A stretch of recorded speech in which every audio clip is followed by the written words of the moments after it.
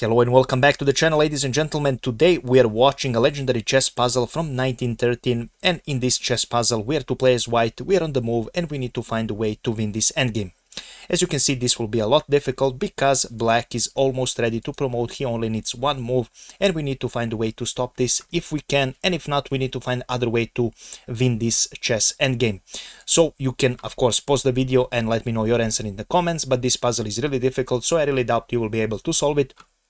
And if you enjoy it, please make sure to leave a comment and like and share this video with other people who enjoy chess. So let's see how we can stop and if we can stop this black pawn here. Now, first moves that comes to our mind obviously is this active move with knight to e4 giving double check, but if you wanted to start with that, this is simply a draw, because after this move king will go to e3 and now black is ready to promote. In order to stop this threat, we have to go rook to e8 to give a discover check once black promote, but black simply doesn't want to do that. He will continue with his king to f3, getting ready from all the discovered attacks. You don't have any forks, so he's ready to promote on the next move. You have to force black king to move again with knight e2 check.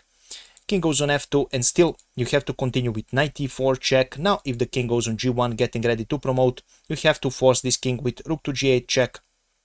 Again king to f1, knight to d2 check, king to f2, and again knight to e4 check.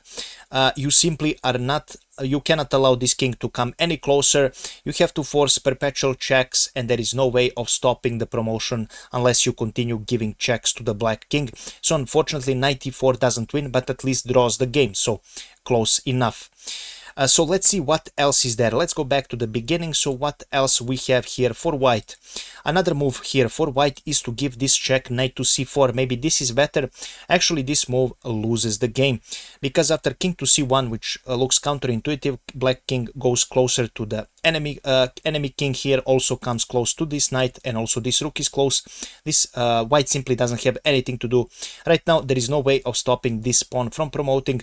There is no checkmate threat. You can try with rook to d3, but after the promotion, rook c3 check, king goes on d1, rook picks up on b3, and right now black king only has to be careful about not losing his queen to some skewer here and some checks on b1. So after king goes on e2, rook b2 check, king simply goes to safety, and a few more checks and king will be safe, and this queen will be ready to go and start giving checks, and also this pawn will be ready to promote because black has another passed pawn here. So this is actually losing. So what else is there for white? How can white win this endgame? So believe it or not, in order to win this endgame, you have to let black promote. So the winning move is a rook to e8. And after black promotes to a queen, we continue with beautiful knight to e4 check. Now this move is tricky because, as you can see, this king cannot go on the e file, since this would lead to a discover check and this queen will fall. So this king is forced to go somewhere on the c file, for example on c1. Now, of course, if this king decides to go here, then we have another fork on f2, so black king doesn't have any free squares to go except to c1, which is the safest move. Of course, if after this move you continue with rook to c8, another tricky move, black king simply cannot come to d1 because of the fork on the f2, and there is no more squares here for this black king but to go on b1. Then we continue with knight to d2 check, another brilliant check, c file is cut off, this king has to retreat, he goes on a1, now we pick up this pawn with knight picking up on b3 and also giving a check. After king goes on b1, we give another check with knight to d2 check, and after king goes on a1, we continue with a rook to c2, now threatening checkmate on a2. Now there is not many options here for black. Black must forfeit his queen in order to save his game. One of the moves is queen to b1, after which we simply pick up this this queen, and after queen to b1, rook h2, and we will pick up this pawn. This pawn will fall and we will win the game. After rook to c2, there is another way to continue here for black. For example, queen to h3. After that, knight b3 blocks and gives a check, and if you are again forced to give up your queen, because if you don't, after knight to b3, if you decide to go on b1, there is few ways to checkmate. One of them is c1, but also you can checkmate with a rook to b2, and that's how you win this chess puzzle. Also, I wanted to show you something else here, probably some other lines here.